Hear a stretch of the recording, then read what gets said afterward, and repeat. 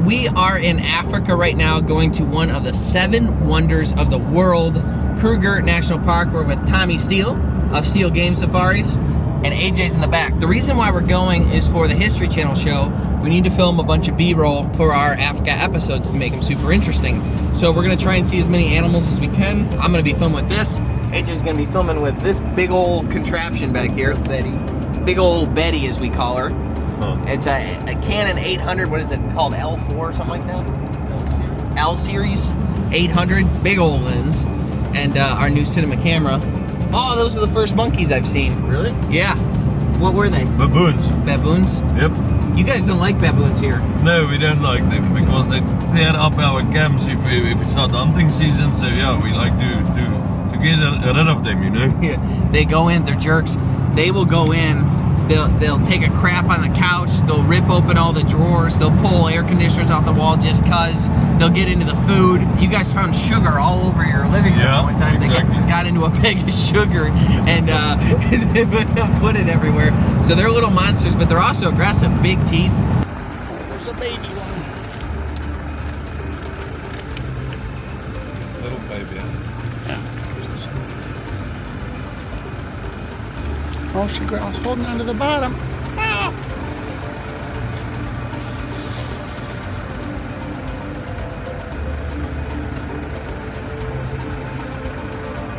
Our first stop is at the gas station. And one of the things we learned about gas stations in Africa is you never pump your own gas. They have people that come and pump the gas for you. Good-looking guys like this hang out by the hood. Yes. Let's go inside and see what kind of food and snacks and drinks are inside a South African gas station. Okay, it's pretty big. Now this is a restaurant right here called Steers. It's kind of like a higher-end McDonald's, and a lot of people like this. Steers. This guy eats Steers twice a day. And no, I'm just kidding. If you look at the menu, so this is like $89 for that, $84 for that. In order to figure out what the cost is in American, you just divide it by 18. So 84 divided by 18. A typical burger and fries, they call them chips, will cost you somewhere in the neighborhood of like $4 or $5, which is far less than the United States right now. Okay, this is the drink section. Coca-Cola seems to be like everywhere. And then these guys, everyone seems to get. This is cream soda, but to describe it, man, it's not like our cream soda. It's got like a bite to it. It's just different, but it's still pretty good. And this drink here is called Endangered, or Endangered, I guess you'd say. Endangered seems to be really popular with everyone. Everyone really drinks it. After that, pretty much nothing is the same as the United States. So this is the candy section. You scared me. So everything's just a little bit different. These are really good. The fizzers. Did you guys get some snaky snacks? Oh yeah, Kit Kat, petroleum jelly, water, and Diode. So you can. What'd you get? Jelly babies. Jelly babies. This is for my knee. I was attacked by a rhino. He was actually attacked by a rhino. That sounds like we're making it up, or we're saying something about Jeff's mom, but no, he was in fact attacked by a rhino. She's dead, man. We like energy drinks a lot, but there's only so many choices here, so these are what I'm going to try. Predator. Gold Strike flavor. Gold Strike flavor and Jelly Baby flavor. I can guess what Jelly Baby is, but I'm curious what Gold Strike flavor is. Yeah. All right, so we're going to figure out what the total is. Jeff, we're going to need your quick math skills over here as we do this. Divide by 20 and you're getting close. Jeff found old man candy here, too. Of course I did. So it's $300. Jeffrey, how much is it actually? It's like $16. Good. Have a great day. Thank you. So you got to admit, $15 for all those snacks and foods and stuff is pretty crazy low. Probably would have been about 50 at home, maybe 45. Yeah. So going into the Kruger, there is armed guards and stuff like that, and you got to take your passport in because we don't know what kind of questions they'll ask. Very protective here, very protective. I will show you if you see a blue mark on here. So this is the gate where we are now. So they just saw lions here. You see lions is red. Green is elephants here. There's another lions. So if the people come out and they want to be nice, they will put a red one and say, oh, we saw lions there. Got So it. then we know where to look for. Well, just so we don't lie. Oh, my mom always wanted one of these. So at the Kruger, when you're doing one of these tours and you're driving around to see the animals, you're not actually allowed to get out of the vehicle, correct, Tommy? Yes, you can't get out of the vehicle. So AJ is going to be shooting with Big Bertha, and I'm going to be shooting with this one here in order to try and get some B-roll and photos for our History Channel series.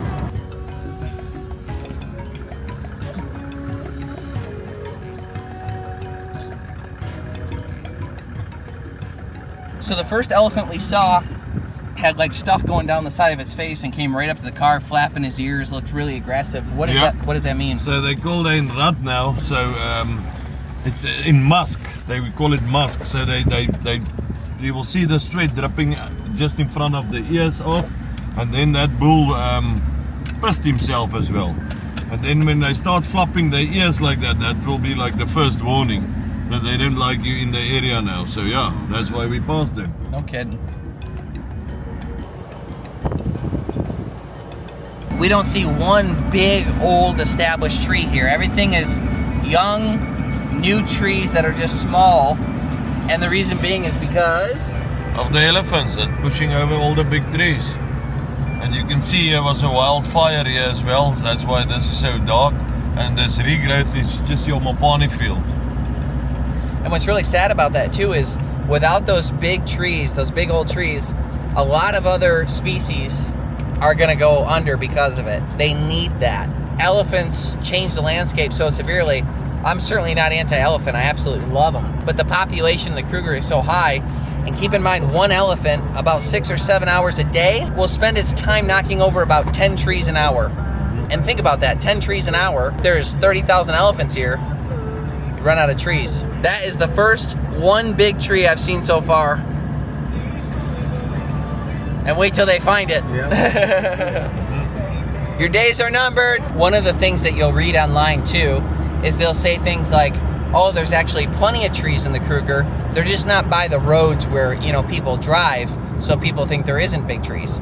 But thanks to Tommy, we got the opportunity to go to a lot of places that people don't get to go. And when we got to go to those places, there was no trees there either. So that just doesn't seem to be true. We are driving through Kruger National Park, and what's really interesting is there's this spider web of roads that go all throughout the park. The 2 tracks and even these main roads are either remnants of or are built on top of ancient roads that people from different tribes, the Sands or the Bush people, they would use these roads to get through this area. And these roads were also used by Dutch traders, by gold prospectors coming from the Ivory Coast all the way down. And these roads have been here for hundreds, possibly thousands of years. And Kruger needs a lot of roads. It is a big area, just over 7,500 square miles, about the size of New Jersey. It is a multinational natural preserve. It goes from South Africa up into Mozambique. You've got lions, you've got leopards, you've got elephant, rhino, buffalo. It's all the big 5. They can be found here just out in nature. So those zebras came really close to the car, and you said one of them looked pregnant. Yes, for sure. And that wasn't just a fat joke. It really did look like she was about to spill out some kids. She was very close, yeah. She's getting very close now. Super interesting. And the elephant we saw was in rut.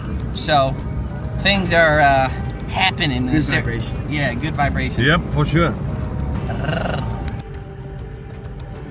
Those are all impala. See that big male in the back? Beautiful creatures. That's what you guys eat a lot of. A lot. We've got big numbers of them here. Good eating. Very good eating.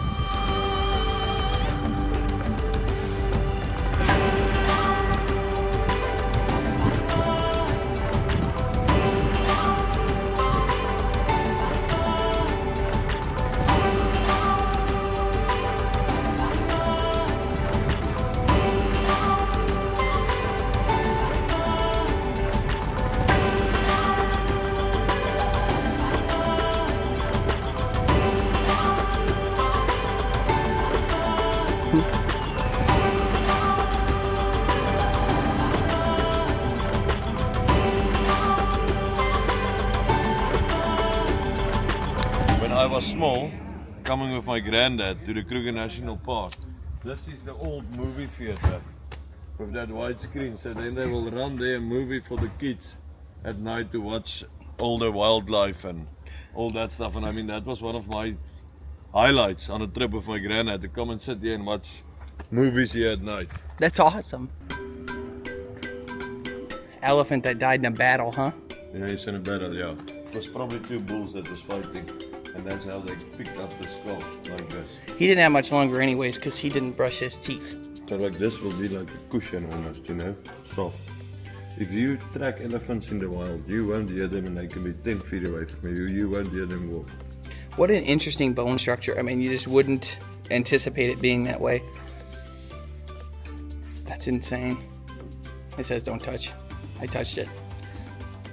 I guess you would think of it like our foot, but it's not at all. No, not at all. They must have excellent calves because they're always walking like that. Yeah, they're walking around on high heels. Oh yeah, that's hot. So we are gonna set up to have some lunch here. In the meantime, we're going to be able to see some hippos and hopefully film them with a zoom lens so we can still work. Because I don't like when people are just sitting. They need to be working too. Look at, here's Zazu. Sire, hyenas are rampaging from the east. Hi guys. Hi. I was trying to hide to get away from you. Hello. Hide. Zazu. Oh wow. Beautiful. There's something on the far bank there. There's something right there too. Something right there. AJ will be able to get it all with the zoom lens. Bunch of hippos. Hi there. Hello. Good, how are you? Well, I would say this is a great place to have lunch. Minus this. There's a fresh. Careful. The amount of B-roll that has been filmed already at lunch has been tremendous. Food hasn't come yet. These folks got milkshakes, and they said the one is bubblegum, and it looks fantastic, so I'm probably going to get one of those now. Yeah, very unnatural color. That's his favorite. Yeah, if the less natural, the better. I got chicken pot pie. Tommy, what'd you get? Kajings and grits and chicken livers. So that's like grits and pork rinds. Pork, exactly. What'd you get, Dolph? Breakfast. Steak, egg, and chips. Steak, egg, and chips, yeah. Oh, that's so funny. And Yvonne got that. What'd you get? I got Okay, Yvonne. ham and cheese. Ham and cheese on what kind of bread is that? Yes, roaster cook. What is that? Is there like a translation for that? So it's like dough, like a type of bread that we cook over fire. Oh, it's cooked over a fire. Hand me ketchup or I'll kill myself. I like better. I'm sorry, what was that? Can I have the ketchup, please? Sorry, ketchup or I'll unalive myself. Sorry, YouTube. I got chicken and prawn curry. Oh, that sounds good. It's very good. Thank you. There's an egg in there somewhere. Jeff's gonna be a mess. And look at AJ's salad. How fancy. So buttery. All right, welcome to Kyle's Pot Pie Reviews. Where every pot pie is a 10 out of 10, and this one is a 10 out of 10. So AJ's filming critters that are very, very, very, very far away. Thank you so much. Bubblegum shake. How is it, AJ? Thank you. Ooh.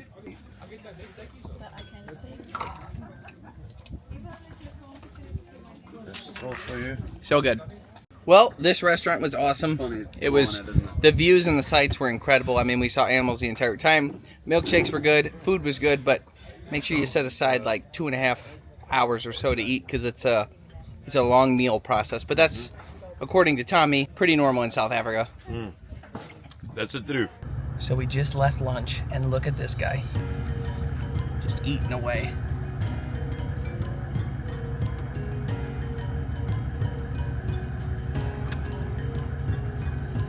Thank you. That's all I needed.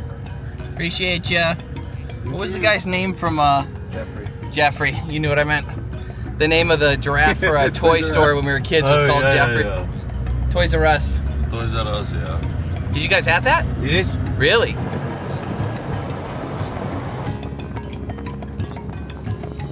So we just saw those guys go in and pull out a wild dog. Looks like it's sick or dead. What are your thoughts, Tommy? I don't know. I think they darted him. If he was dead, they wouldn't put all that stuff around it. So they probably putting a tracker in it. It's an extinct animal in South Africa. Really? Yes, because all of the farmers shot it because they hunt in packs and they kill like 2 to 3 animals per day. So you don't want the wild dogs anywhere close to your property because it's a disaster. So that's why they're getting extinct.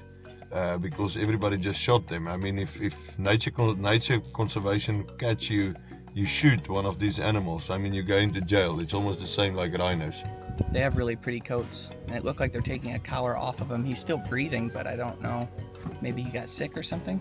No, they're putting another collar on it. There he goes. Oh, so they probably did tranquilize it. We just happened to roll up at the right time. We try to collar each pack in the park, and we've got about 35 packs collared. Some collars have got more than one collar, and it's just to keep track of where they are, especially these ones. They might be on the far east now, but they actually go far west, and in the west there's a lot of snares. So if a snare is reported in the pack, first of all, she took photos now of all the animals, so we individually identify them. Okay. If we see the snare, we know which pack it belongs to, we find the collar, and we can save the snare quicker. So there's a whole system for that, and even when they go into high-risk areas, we let the computers assess the risk the whole time and send us WhatsApp in the morning and say this pack is now in a bad spot, and we can just keep a better eye on them. So there's about just over 400 of them now in the park, but in 1995 they were about 450, and then 2005 they were only 120. Oh. We're not exactly sure what happened, so that's the problem, because back then there wasn't monitoring like this. So the entire north of the park, we think we lost the population. So now we're back to 400, which is great, and the north is seemingly sort of getting back to normal. But yeah, we can't let them slip again, I guess. And, Sure. And also just the snaring, poisoning, all these things is an issue. They move extremely far and wide. They overlap a lot in territory. They don't defend territories. But you didn't see them now. But they might come out when we wake up. The one female is now heavily pregnant. They start denning now this time of the year. Then they're in the den for about 3 months. Pups come out. There's a few youngsters here in the front. They last year's pups. And then once or twice a year, a few of them break away from the pack, single sex. They meet up with another group, different sex, form a new pack, and then they keep on going. Nice. Yeah. Typically, you're not allowed to get out of the car at the park, but the scientists here are letting us, and they are letting the dog go. So he just gave it a jolt of something that's going to wake it up rather quickly. Is it adrenaline? No, it's an antidote. Antidote? Got it. Let's go just a little bit further away from it, otherwise he gets a big fight. So we're already seeing that the breathing is already changing a little bit.